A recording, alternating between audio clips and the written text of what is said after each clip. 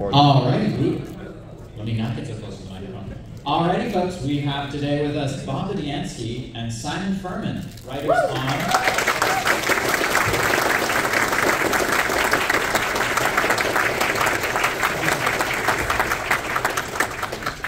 I guess I don't need to tell you what these guys did. You seem to know. Say it anyways. Writers on the Marvel G1 comics. I think Bob had something prepared for us today. Yes, and you know, Bob's got obviously the lion's share of stuff to talk about those early days here, but because Bob is known to waffle on a bit to these things, we have set a little time limit for Bob. So we've got 7 minutes each. Yeah, so I am going to start timing Bob and give him a 2-minute warning, and we are going to then swap over to the other side of the Atlantic and talk about the early days of Marvel UK, and Bob can do the same thing exactly today and stop me waffling on. I'll add 5 hours to this 5 hour time. Okay, anyway, go ahead. So Bob, it's 40 years of Transformers. Now, I want to know how that makes you feel. Proud to be here. 4 years later, and we still care. I'm very happy that we're both here, that people out there still caring about the products we put out many years. Anyway, and it also makes me feel old. Yeah. All right. All right, so here I go. So I'm going to give you a little presentation of how I got involved in Transformers. Hopefully none of you were here 5 years ago, because that was the same presentation. Okay, all right, so here we go. So Transformers. All right, so Transformers began at Marvel Comics with this, a treatment. So what happened was Hasbro had already decided to launch this new product called Transformers. As probably almost all of you are aware, or all of you are aware, they worked with a couple of Japanese toy companies that licensed products that already existed, and they rebranded them as Transformers. They came to Marvel and asked Marvel to do what Marvel had done a couple of years earlier for G.I. Joe, which was to develop a storyline and characters. So this treatment was written by the editor-in-chief at Marvel at that time, Jim Shooter. And you can see that's page 1, and it says in the top right corner, approved, and it goes on, and it goes on, and it goes on. And now you can see there's certain things that are crossed out. So at this point, I was already involved, and Jim was saying to me, oh, we're changing the name of the spaceship from Anti to the Ark. We're changing the name of the volcano they crashed into from Mount St. Helens, which is a real volcano, which had just erupted around that time in real life, to Mount St. Hilary, and so on. So you can see, those are my scribbles crossing things out that Jim Shooter was dictating to me at that time. Yes, I think, well, Spike was, Buster Witwicky was originally Spike, and that was renamed to Buster, and Spike showed up later in the series. All right, and there's more of the treatment. And then we get, well, here's Buster. You see Spike is crossed out, now he's Buster. The Witwicky family was a family that lived close to where Jim Shooter grew up in Pittsburgh, Pennsylvania, apparently. Anyway, so now we get into the characters. So the treatment was sent to Hasbro and approved. I'm not really involved at this point. Jim Shooter hired a Marvel editor with a lot of writing experience to develop the characters. Initially, there were 26 characters, 26 toys, so we needed names and character profiles. For whatever reason, Jim did not like what the writer turned in. He did keep Optimus Prime and Prowl, which you see on that page, as names, but he wanted somebody else to take a shot at it. So he went to the editors at Marvel who had writing experience, and one by one, they all turned him down. They didn't want to get involved in this. I don't know why, the deadlines were too short or whatever. Finally came to me. I didn't have much writing experience. I was an editor who had art experience, but I had a little bit of writing experience, so I was about the 4th or 5th choice. And he came to me, and he said, okay, it's like a Wednesday or Thursday, you have till Monday to do this, 26 characters. So I had basically a long weekend. It's a freelance job. I couldn't stop my staff job as editor and start doing this. As was dramatized in Toys That Made Us, not the way it happened. Anyway, I took it home, and over the weekend, I came up with the other 24 names, and I wrote all 26 profiles of characters. Turned it in Monday morning, gave it to Jim Shooter, he liked it, he sent it on to Hasbro, and they liked it. So that's how I got connected to Transformers originally. And then you can see, like, here's an example of a name that was rejected. Oktar became Starscream. So Starscream was my name, Oktar was my predecessor's idea for that character. Anyway, and this is how I did it. This is my handwritten biography profile of Optimus Prime. Like I said, Optimus Prime was a name that I inherited, that was my predecessor came up with. Really moving fast, okay. So then Megatron, I came up with Megatron. Megatron was initially rejected by Hasbro, they thought it sounded too scary. I know it was their toy, they can do what they want, but that one I said, I really like that name, I think it's a winner. let me see if I can convince them otherwise. So I spoke to my contact at Hasbro. I said, why did you reject it? I know you're right. He said, well, we thought it sounded too scary. And I said, well, he's the head bad guy. He's supposed to sound scary. They hadn't thought of that. So they kept the name. So I stayed at Megatron, like Starscream, Ratchet. I also gave them alternate names. All these names had to pass legal approval and other approval. So some names got rejected because it was a trademark. So I came up with alternate names. I tried to make the alternate names really inferior to the one I wanted. So I would go with the one I wanted to go with. So Cool Hand Lube and Greasefinger were Ratchet alternate names. And then this one, Stalker, was the original name for a character, and eventually got rejected. I think there was a trademark problem. So that became Ravage, which actually is a much better name.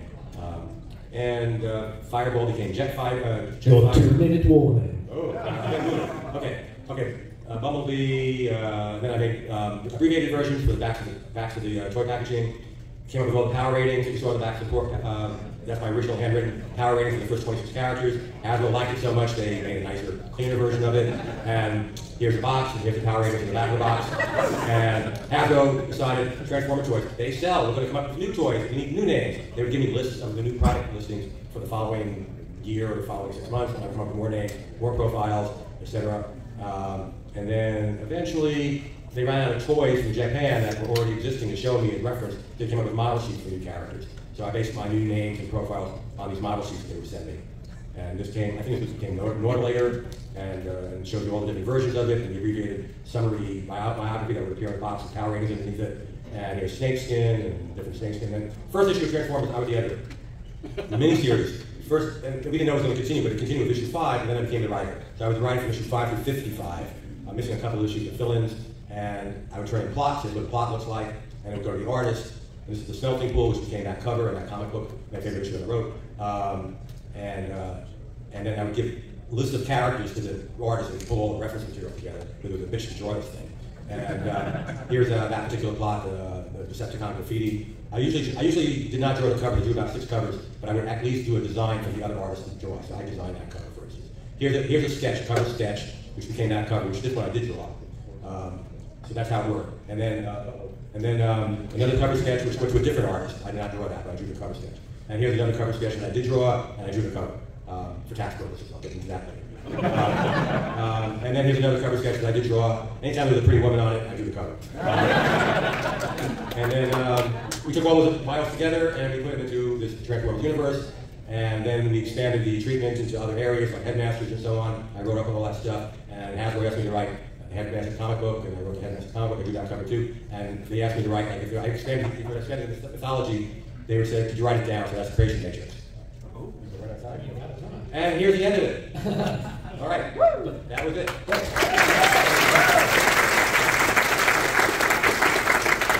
So we'll come back to that. Yeah, you can ask me questions and all that after Simon does his 7 minutes. And meanwhile, in the UK, in 1984, I was just a jobbing scriptwriter for IPC Magazines, which was a big publishing company over there. I cut my teeth on a little comic called Scream, which was kind of horror, creepy stories for kids. And then I got a lucky break. My editor on Scream moved to Marvel UK, and he introduced me to the editor of a new comic called Transformers. I'd never heard of Transformers. I had no clue what I was going into, and I went to meet the editor, Sheila Cranner, and she handed me the biggest pile of reference material I've ever seen.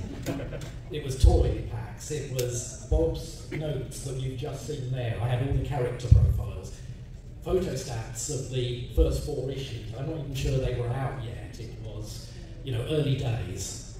And I, had to just go away and come up with some stories, which sounds simple, except that the reason why we were creating stories in the UK was that our publication schedule for the comic was weekly. It started off fortnightly and pretty soon became weekly.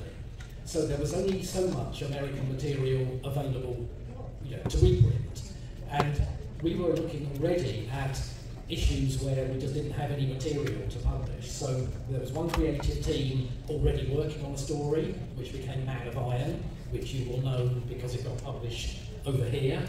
And then I was told, here's your big stack of reference, but the American series, you can't interfere with that. We're going to return to that series at the end of your stories, and you've got to put all the toys back where you left them. You can't kill off anybody, you can't do anything drastic. You have to put everything back in its place so that we feed organically back into what would have been issue 5 of the US series. And this was really awkward, of course, because half the Transformers are left deactivated at the end of issue 4. So we had to tell we took our stories and either we set them slightly before the end of issue 4, or we just picked characters who were still wandering around. But these limitations were, as they say, sometimes the mother of invention, and we just had to get very clever with telling stories that either used characters that Bob wasn't using as much once issue 5 started rolling. So we looked very carefully for any characters like the Dinobots who were moved out of the main storyline, and we would just follow their story for a while. And again, we wouldn't do anything too drastic to them because we knew that in a big loop, a later story of Bob's might bring them back in. So all our stories really came out of little cracks in the story that Bob had kindly left us. But Unintentional. well, I'm not sure you even knew there was a Marvel UK producer. I didn't even know there was anyone. I'm from America, we just don't know anything beyond our borders. We're just who we are. So, maybe Jim, Shooter, Lucas, at some point Jim came over to visit us and critique our stories, let's put it politely that way. But, we got a lucky break around our issue 69, and it was that Transformers the Animated Movie was going to be released. We had heard, on good authority, that Bob and the creative team weren't going to be using those characters outside of an adaptation of the movie. So we leapt all over this chance to have our own cast of characters, and we came up with a time travel story called Target 2006. Target 2006 because we had a very early draft of the movie script that says in big letters at the beginning, it is the year 2006. When we see the film in the cinema, it is the year 2005. And we called it anyway. But it did give us our entire cast and stories that we could be a little more creative with, a little more far-reaching with. And that was where our storyline really kicked in. I mean, we still did a lot of dovetailing with the American story as things went on. 2-minute warning. God, let's go quickly. Yes, we did a lot of dovetailing still, but more and more we were able just to tell stories with the future cast or set in the future setting. And that's really how we ran almost to the end of the original material with Time Wars, where we just had a massive, I think this is where my reputation for killing off characters came, because we just wiped out characters wholesale in that story. But yeah, this is the story of how Transformers UK, and somewhere in the middle of that, we'll get onto this story no doubt, I met Bob. I got given a trip to Marvel US in lieu of a pay rise. Yeah. My first trip was, we can't afford to give you a pay rise, but we can send you on a business trip to America. I was more than happy with that. I thought it was worth its weight in pay rises, because I actually got to be in the hallowed halls of Marvel US, which I was very excited about, and I got to meet Bob, and everything from that point onwards was just a little easier, a little smoother, because, hey, we kind of liked each other, I think it's fair to say. Are we done? 30 seconds. Oh, I could waffle on a bit more then. And then, the next bit, I think Bob and I can tell you about in tandem a bit more, is the next time I met Bob was in February 89. February 89, yes. And Bob came over to London, and the rest of the story is history. Yeah, well, so I was on vacation, and rang him up, and I wrote the word director, Yep. and we had lunch together. And over lunch, I said, let's stop, it's fine. That's fun stuff. Yeah.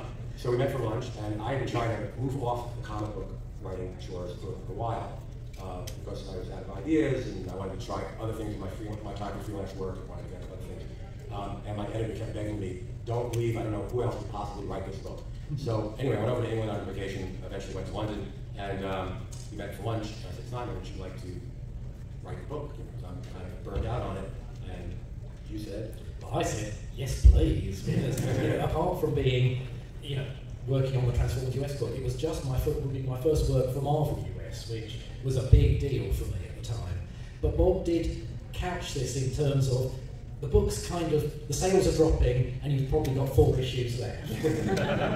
But you know, I was happy with that. I would have taken those 4 issues. And only then did I say to Bob, you're not the editor on this book. Are you at liberty to offer me the writing job? I have no authority to offer it. So I came back to the Marvel office and I went to my editor, Don Bailey, and said, hey, I found Simon Furman to replace me. And Simon and Don had met when Simon came to the office. So Don was acceptable. We find that acceptable. So that's how he transitioned from my era of writing to Simon. And the rest is Simon's history, because then I was off the hook. Well, I mean, and that was, you know, Bob, as I always say, Bob provided such a sort of amazing amount of groundwork that my only idea with the series was, well, look, if we only got 4 issues left, if it is a book that may get cancelled at any time, I'm going to go hell for leather and just bring in all those elements from the British comic that we'd introduced. You know, we had Unicron, Galvatron, and you know, time travel and everything else. And I thought, why not? You know, I have alternate universes. I'll try everything I can to keep this book going. And you know, that again is that thing about necessity is the mother of invention. And I just thought, well, I'll throw everything in, and we'll see if we can keep this going. And you know, we got another 25 issues, I think. You know, taking it up to issue 80. And you know, Marvel in those days, I'm right in saying they used to cancel books under 100,000. Yeah, or even over 100,000. Yeah, you know, which by today's standards is, you know, a best-selling book. Right. But in those days, 100,000 was pretty much the death knell, and yeah, you know, then it came to it all of a sudden. We got, thankfully, to the end of the Unicron saga, and we were given very short notice to wrap things up. I think I was writing issue 78 when we got the news that 80 was our last issue. So suddenly, a lot of the long-term plans I had, or longer-term plans, had to be curtailed and rethought. I mean, Optimus Prime, we don't just kill him off, poor Optimus. And, you know, he had to come back more or less straight away, and that was going to be a much bigger search. We were going to have the idea for, you know, the last Autobot was going to be a much longer quest and storyline, which again, resolved in an issue. But we did want to bring it to some kind of decent enough conclusion. And then in that slightly infamous letters page that I got to just talk about the comic, I signed off with "It never ends." For me personally, it never ends, and boy was I right. Yeah, very prophetic. Yeah. Yes. So we come to this portion. So you're taking over now. You're in control. All right. Microphone's spinning. Don't touch the microphone. So now we're opening up for questions. Go ahead and line up with the center here. Please keep it to 1 question per turn. If you have another question, pop back to the end of the queue again.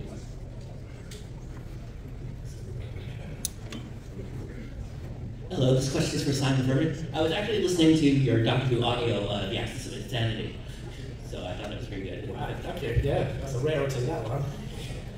So I was wondering if you could tell us a little bit about how the Unicron Primus, God's story came about, and Death's Head in particular that I wanted you to talk about. Yeah, I mean, we had a little bit of latitude in the UK. I don't think, you know, Bob, again, as I always say, had the harder job. He had to, a toy line came out, Bob had to kind of more or less clear the decks and get those new characters in. We had a little more, we could just play around in the world, we could keep going with some of those characters. But yeah, it also gave us the chance to, I mean, well, Unicron obviously, it blew us away when I saw the animated movie. So as soon as we could, we got Unicron into the comic. And then, you know, I'm a big fan of those Stan Lee, Jack Kirby, Thor and Fantastic Four issues that had Ego and Galactus and big cosmic threats. And I really wanted to bring some of that element. Sometimes I felt that because the Transformers were on Earth, it felt very grounded, and yet they were a cosmic race. Their planet was wandering through space for quite a while. And I wanted to bring that cosmic reach back into it again, that sense of scale and epicness. So I think that's why we, you know, having got Unicron, I felt there had to be a yin, a yang to go with that, and that's why and I was never a big fan of the origin, the quintessence origin that had been in the cartoon show. It kind of felt wrong that such an epic race had just started as a slave race created by another race of robots. So we just, again, we had this amazing relationship with Hasbro UK where pretty much anything we wanted to do, they let us do it. All we had to do was occasionally line up with their TV advertising for the next toy range. So yeah, we went for it really with all that. And Death's Head was really an answer to a problem. We were doing effectively a spaghetti western in space story, and we had all the elements except for a bounty hunter. For all that Transformers was epic and vast in terms of its cast, we didn't really have the right fit for that role. So Death's Head was created out of a necessity to have a bounty hunter, and was meant to be killed off or moved out of the story then. But he proved popular, and we sort of quickly did a little Marvel origin tale that we could, copyright him Marvel rather than Hasbro, and that is where Death's Head came from. Thank you very much. Well, that's I don't do much with the comics because it's an awful lot of money to be a comic collector, but I have all of what you guys have written because it's just that good. So thank you both for all the members. Simon, I was wondering if you could talk a little about Generation 2 and how that came about, the 90s edginess of the whole thing. This is not your father's Autobot. How much of that was you? How much of it was Hasbro? And particularly if you can talk about the evolution of Jaxus and the Legion Maximum and that whole second generation story. Sure. I mean, Generation 2, I was very pleased to be doing Transformers again. It kind of came out of left field a little bit for me. I was working on a lot of different things at the time. I was writing Alpha Flight and She-Hulk and What Ifs. But I was happy to do it. I was happy for the work, and Generation 2 sounded fun. But it was unsupported Generation 2. Although there was a toy line, there was no cartoon show. We weren't sure at all how long this was going to last. But the construction of Generation 2 was always meant to be these 12-issue arcs that would slightly pull back the focus. So the first one is like, okay, there was a civil war, but actually that was one little small portion of a much bigger story. So we would pull the lens back a little, and it was meant to be that each little arc of Generation 2 was going to pull that lens back a bit further. So yeah, we had the next arc lined up, but as we more or less expected and feared, I had a really good editor on Generation 2 in the shape of Ron Tokar, who had been the editor on the original book at the end. And he just more or less said, we may not last, so again, go for it in a big way. And that's really what we did with that cast of characters. We just went for it. Of course, Jaxus was a pun, which everybody knows now, I think. But we as always, we give it our best shot, and I'm sure that's the same for Bob as well. You don't go onto a job thinking it's going to end, so I might as well not bother. In fact, it possibly is the other way, that you just try a little harder. Hi, I just wanted to thank you guys for all the work you've done on the comics. My question was for Simon. So, towards the end of IDW's tenure with the Transformers license, there was a project called Collision Course that we learned about through one of the rarity books, and I was just wondering, would you be willing to share any details on what sort of shape that was going to take and what it was sort of going to be about? Or I can tell you, I don't think it's a great secret or anything, and the license is not with IDW anymore, but I think they just wanted to do something big and epic at the end, and also that involved all the creators that had worked on the series, right from Infiltration onwards.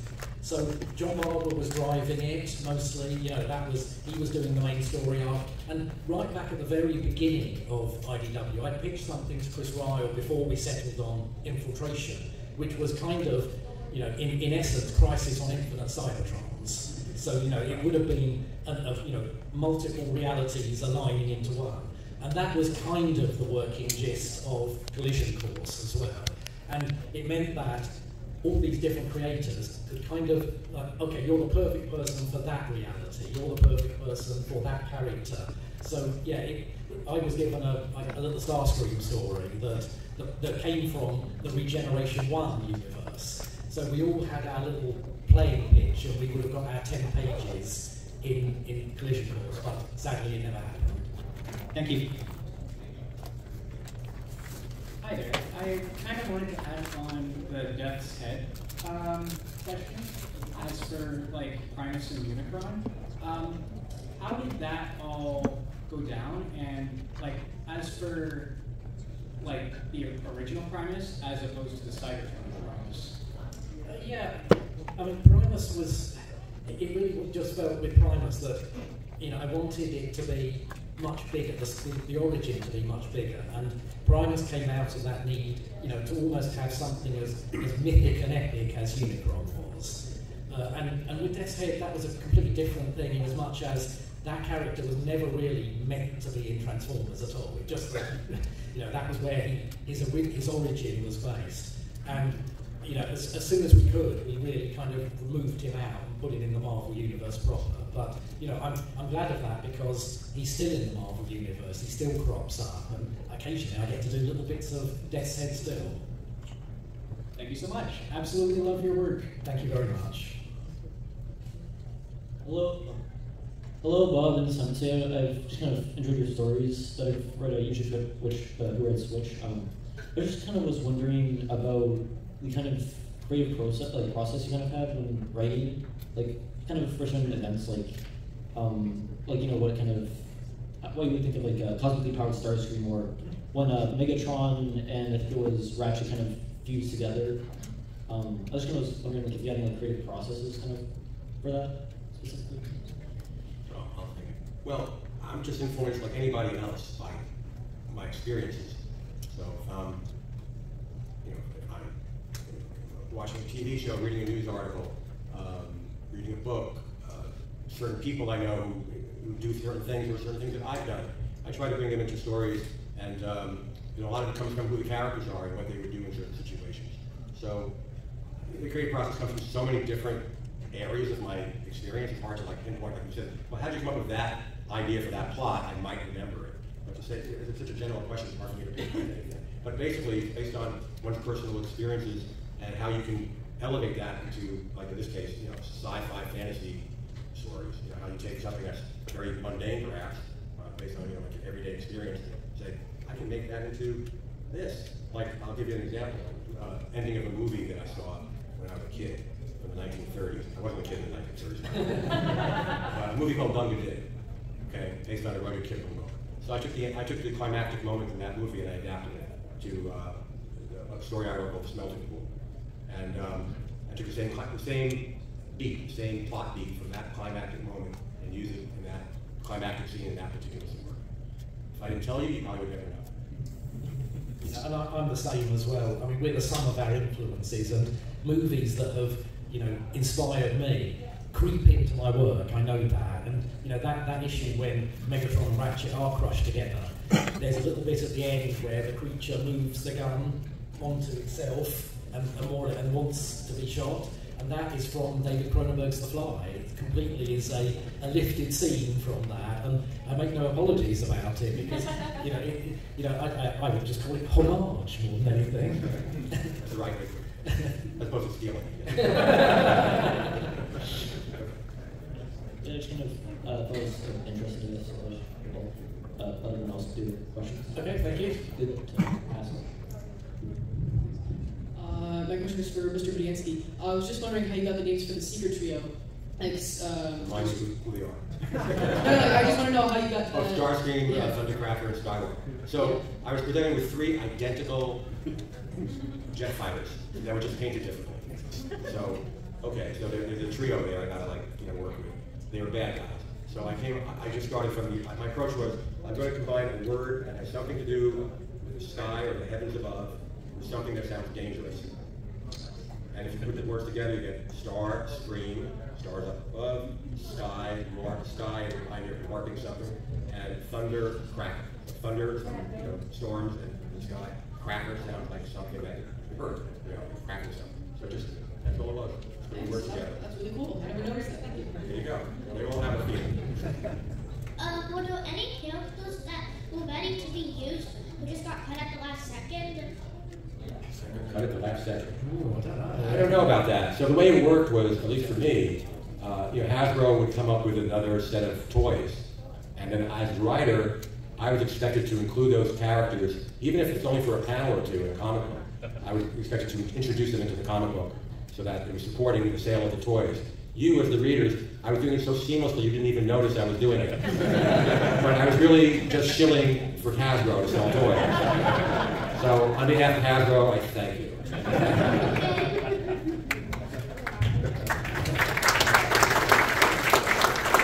Hey guys, we have a very unique opportunity here because the both of you recently appeared in, we'll call it a documentary produced by Marvel. And I have a question about that. What can you tell us about brute force? And more importantly, when is the movie coming in? Well, I guess I'll start. Yeah.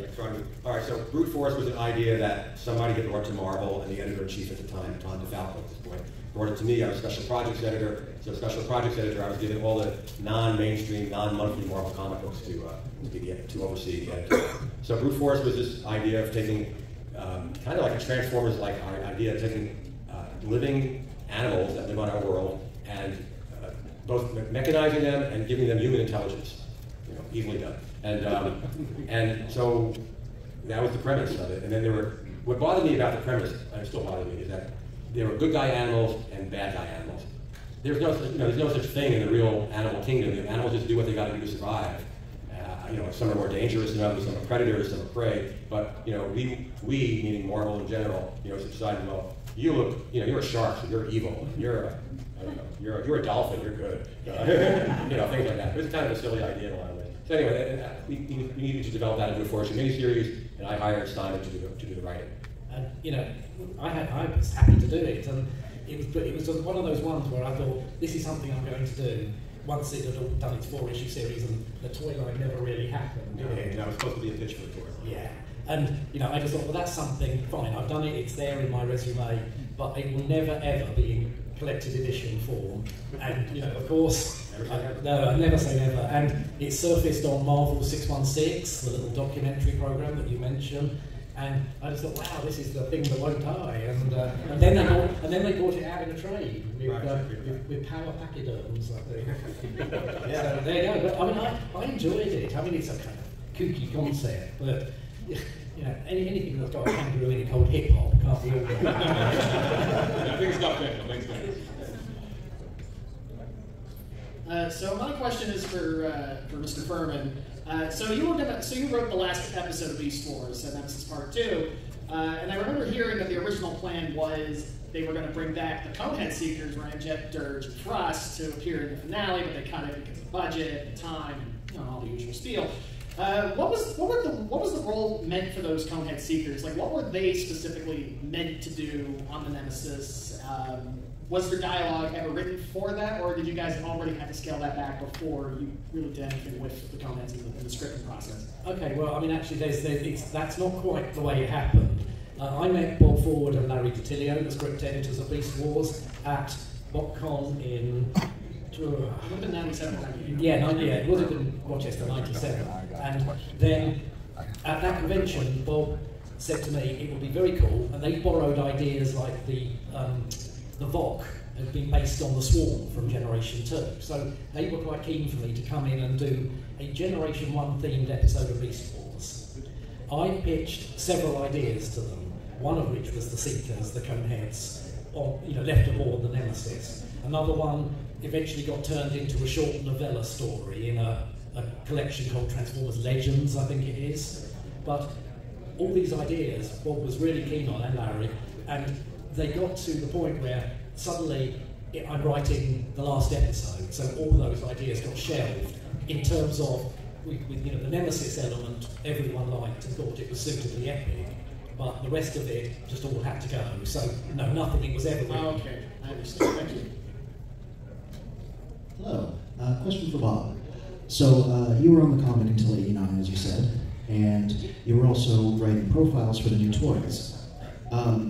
There was a whole another year of the toy line in 1990 with like second series of Micromasters, a bunch of new Action Master characters. Were those guys you to do, or were they somebody else? I'm not sure exactly. I know I had an inventory of profiles that were used in subsequent comics after I left, but I frankly don't know when my profiles ran out. They might have used them all up, and that might have been it, or they might have had Hasbro might have had other people write more profiles. But by that time, the toy line itself was dwindling. I think Hasbro was cutting back on putting out new toys, so it's very possible that I was there till the end. I really don't know what happened after I stopped writing it. in writing profiles. It's an interesting mystery. Yeah. I mean, I can look at a profile and usually figure out if that's my writing or somebody else's writing, or if it's a character I named. I named about 250 characters over the course of about 5 years or so. Somebody show them some 1990 profiles. Yeah. Simon, thank you for being here. Thank you, Bob. Simon, could you just tell us briefly about what To the Death is? Yeah, To the Death is one of my self-publishing ventures. It just basically, it was born out of two things: wanting to self-publish something so that we owned it, and myself and Jeff Senior just really wanted to work together.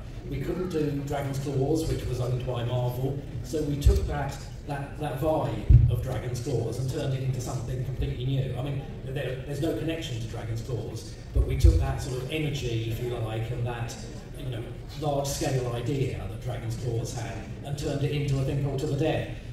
The slight problem was how to get it to an American audience. We published it in single issue form in the UK, but shipping those to America was tricky, to say the least. And at some point, we hope to find a publisher who will bring it out. But I do believe that some of the slipcase sets are going to be in previews for order through Diamond, so you can still get them. It was basically a 10-issue maxi series, and we slipcased it, so 1 to 5 and 6 to 10, and those are findable. So I should go to my local comic store and put an order for To the Death by Simon Furman. And they should be able to find it through the Diamond Previews system. Thank you very much. And everybody else should do that too, right? Absolutely. Yes. Leave here right now. Hi, this question is for Bob. I was just wondering if you could tell me about the character Reflector. Did you create Reflector? And is Reflector in the Marvel continuity? Oh. I don't think I had much to do with Reflector. I could be wrong. Wasn't Reflector some kind of offer? You could get. Yeah, there were 3 of them. They combined into a camera. I was just wondering because Reflector's never named in the Marvel series, but appears in the background. Appears in the background. Oh. I don't know. Was it in the story I wrote? No, I didn't mean to Then say I this. probably had nothing to do with it. Okay, thank you. My question's not exactly about anything you've done. I just want to pick your brain because you're like Transformers creativity here. I'm kind of obsessed as I get older with the idea of the character Alita 1 as Optimus Prime's widow. What do you think her relationship would be like with Optimus Prime? I have nothing to do with that character or the story, so you got anything? Yeah, I got nothing. Nothing? I don't think I've got much myself. Any creative ideas? I do that answer? But Write it? Yeah. Your ideas about it are probably better than anything I could come up with. All right, thanks, guys. I have a question for Mr. Budiansky. What was your thought process for making the Transformers names and bios? For coming up with the Transformers names and bios? Well, there's 250 of them, so there's a thought process that it could be different for each one. Because some of the names were, all the names were inspired to some degree by what the character looked like or if they were good or bad. So I already gave you an example before about the 3 Decepticon jet fighters and how I came up with those names. So if you name a character, Cliff Jumper. Those are little cars, right? I was just looking for words that showed movement, So and showed movement in like an exciting way. So this guy maybe he could jump cliffs. He's such a great car. So that was a pretty ordinary sort of thing for me. Just coming up with a couple of words that suggested movement on the ground is a car, as an example. But if you came up with like something else, like Ratchet, Ratchet was based on 2 characters, or two different ideas. A ratchet is literally a tool that you use to fix things, and Nurse Ratchet, which was a character in One Flew Over the Cuckoo's Nest, who's a nurse, and she was kind of an evil nurse, but I still like the name Ratchet plus Ratchet. So there were two inspirations for that particular name, and the character itself was an ambulance that was a medic. So it had that nurse quality to it, and that fix-up quality to it. So every name had its own derivation of where I got the idea from. A good question. Thank you. Sure. Mr. Budiansky, I really like the comics that you wrote, and I was wondering which of the characters that you invented you are most associated with. Associated with? I don't know. Who do you associate me with? Up to you. How you act. Well, I can tell you, I think the easier way for me to answer that is I'm going to change your question a little bit. Who did I like writing the most, okay? So I like writing Blaster because some of my best stories feature Blaster.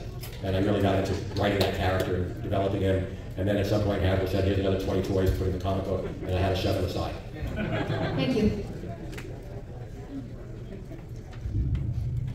Hi, I wanted to ask Mr. Furman, back during the IDW days, you said that you had big plans for the Matrix, that it wasn't with Optimus Prime. Do you remember what those plans were, by any chance? Again, I mean, a few plans got truncated and changed, but I think I was going to do much more with the Dead Universe and Nemesis Prime than we got to do in the end. Again, we had to do a fairly swift wrap-up with Revelation, and, you know, again, some of those plans, you know, and I can't honestly hand on heart say I remember what they were just shelved or condensed. Okay, thank you.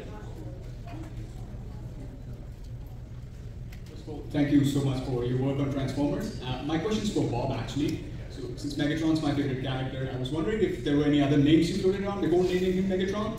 No, Megatron was my first choice. You know, that was, you know, I came up with that name. I thought, it's still my favorite name of all the names I came up with. And so I was very happy that that worked. It sounded great to my ear to say Megatron.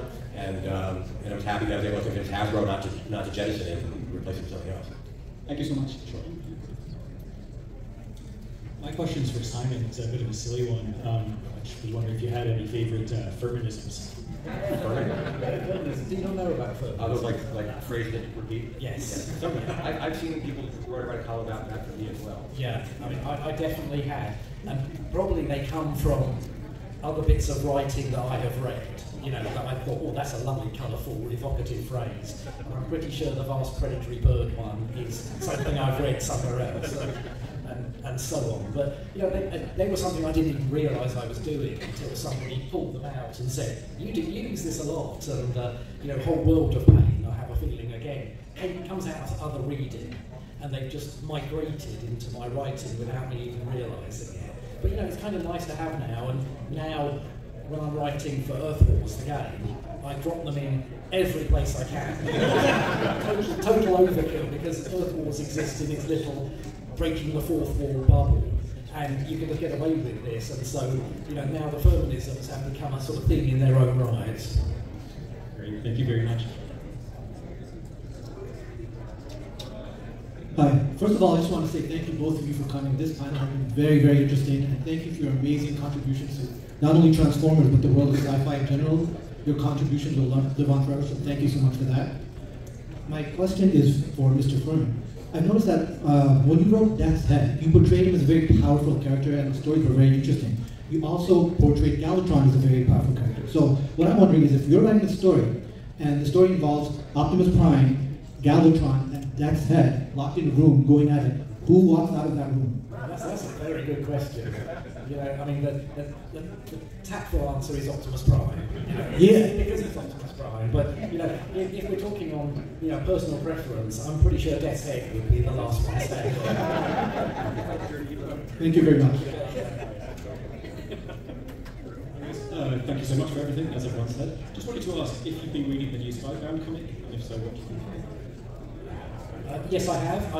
I didn't do it in single issues just because I don't do single issues anymore.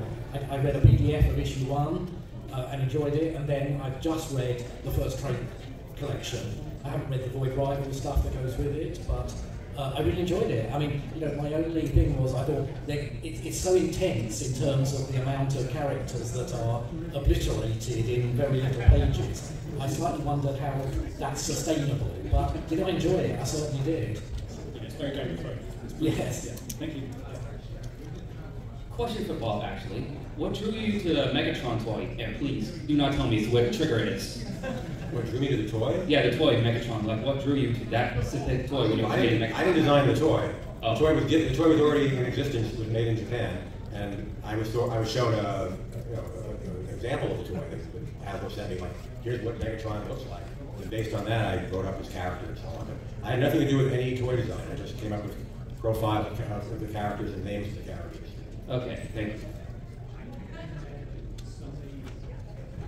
Hi there. Out of blatant curiosity, out of all the characters, who is the most powerful? Like, would that be like Unicron or? You know, I can only speak for the characters that I worked on. I can't speak for the characters that, like Unicron was created by the movie studio. The characters that were created in the 1990s in Beast Wars had nothing to do with it. I don't have encyclopedic knowledge of all the characters. So like, Optimus Prime is obviously very powerful.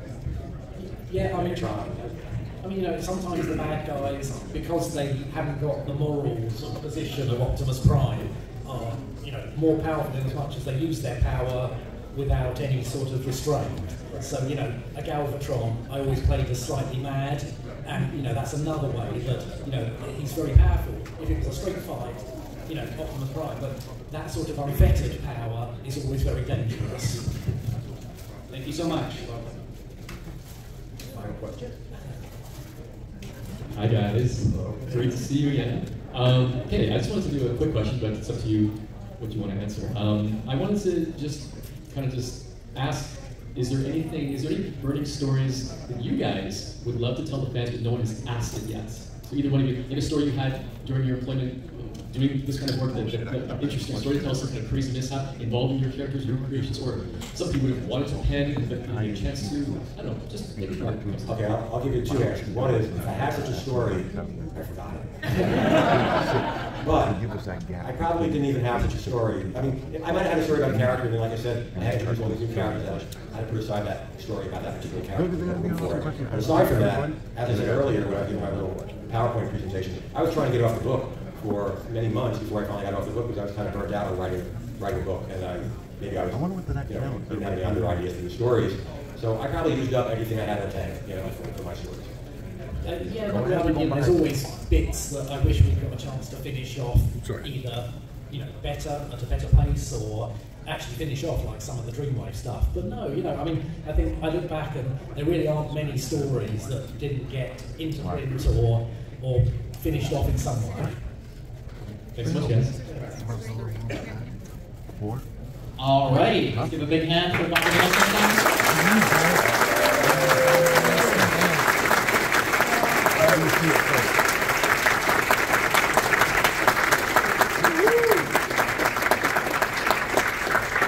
I just want to say thank you all for coming. I hope you enjoyed us being here. Yeah, and come to our tables and say hi and ask us other questions. That's right.